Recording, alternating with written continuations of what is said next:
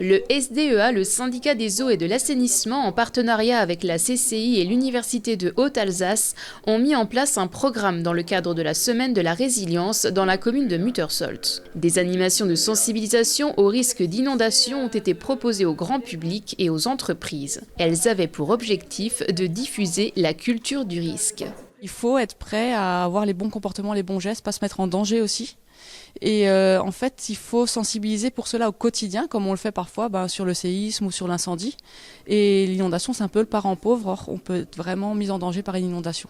L'Alsace est en effet l'une des régions de France dans laquelle le risque d'inondation est le plus important. 80% des communes présentes sur le territoire y sont exposées. La plus grosse inondation du 19e siècle, peut-être, doit être de celle de 1852. Ou une grande inondation du Rhin et de l'île, avec beaucoup de maisons qui ont été détruites le long du Rhin. Depuis 90, il n'y a plus rien. C'est-à-dire que ça fait 34 ans qu'on n'a plus d'inondation, alors qu'avant, si vous regardez pendant la période du XXe siècle, vous avez en moyenne une grosse inondation tous les 6 ans.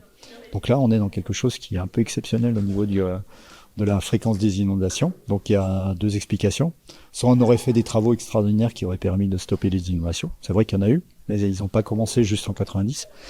Soit on est dans un hasard climatique qui fait qu'on n'a pas eu de situation favorable à la genèse des crues, notamment en période hivernale. Une situation qui favorise un réel déficit en matière de culture du risque. C'est problématique parce que quand on fait des travaux, par exemple, on fait disparaître les inondations quand il y a les crues faibles et moyennes.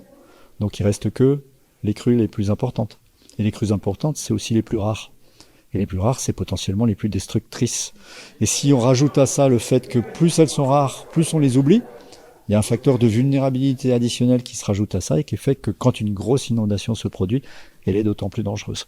Pour faire face à ce risque, il est important de rappeler à tous les citoyens les bons gestes à adopter. Ne pas sortir dans la rue, ne pas prendre sa voiture, ne pas aller au sous-sol, éteindre ses réseaux électriques par exemple. Et aussi, ce qu'on va apprendre aujourd'hui, c'est avoir un kit d'urgence chez soi ou à l'entreprise, au cas où on est confiné. Et on peut tenir quelques heures ou plusieurs jours parfois, jusqu'à ce que les secours viennent nous chercher. Pour les années à venir, Brice Martin n'est pas bien optimiste. Voici ce à quoi il faudrait s'attendre. À quelque chose de grave, obligatoirement. Et les projections sont assez convergentes pour dire que les précipitations vont augmenter en hiver. Plus de 20%. On prévoit pour la deuxième moitié du XXIe siècle. 20%, c'est énorme. Les quantités, c'est tout à fait énorme. Et surtout, ça ne va pas se répartir de manière lissée sur l'ensemble de l'hiver, mais il y aura beaucoup plus d'intensité dans les précipitations. C'est-à-dire que sur un événement, on pourra avoir des quantités d'eau colossales qui pourront tomber en une fois. Si c'est justement du fait de la variabilité associée à une transition, un moment froid, il est tombé de la neige, un moment plus chaud avec redoux, plus des précipitations, ça peut nous provoquer en fait un événement majeur. Est-ce qu'on est prêt ? Je pense pas. Face à l'augmentation des risques climatiques, la résilience des citoyens est donc essentielle. L'éducation et la prévention sont nécessaires pour un avenir plus sûr. On en parlera après, on va vous le montrer.